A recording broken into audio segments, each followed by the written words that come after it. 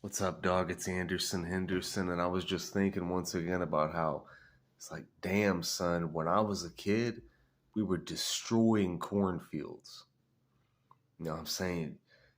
You get up early in the morning, about 6:37 a.m., you might watch a little bit of cartoons, eat you a bowl of Captain Crunch, and then run on out to the cornfield. You know what I'm saying? Gear up, get you a good machete, get you a big long steak knife out of the drawer, and run on out to the cornfield. You know what I'm saying? But there were a lot of cornfields. You know what I'm saying? So you'd pick you a good cornfield. You'd meet up with your buddies, meet up with your cousin, and you'd run through that cornfield, wearing flannel, of course, and with your machete. And we would destroy tens of thousands of dollars worth of corn in a good summer. And like I said, I'm from a real big corn state. You know what I'm saying? So there were plenty of corn stalks, and we'd go in there, we'd cut them down with machetes, we'd kick them down, we'd tackle the corn stalks, we'd fight in there, we'd box in the corn stalks, we'd take gasoline in a little Gatorade bottle, throw it on a few corn stalks, and catch it on fire with a match. Dog, we were fucking up the corn business in my state.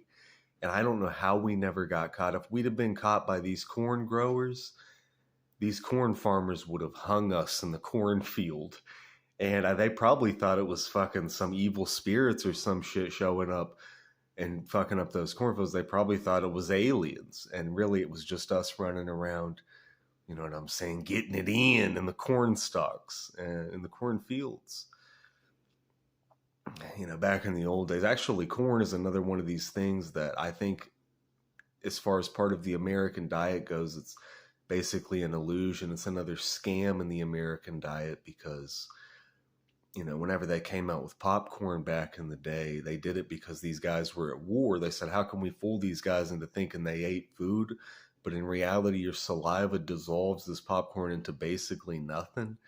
So you eat this popcorn stuff, and plus popcorn, you know, clogs up your arteries, shit, it clogs up your intestines. You can't shit right.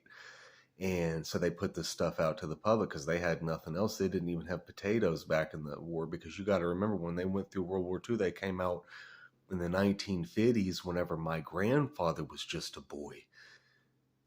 Actually, he was way older than that by then. But in the 50s, they went through a depression.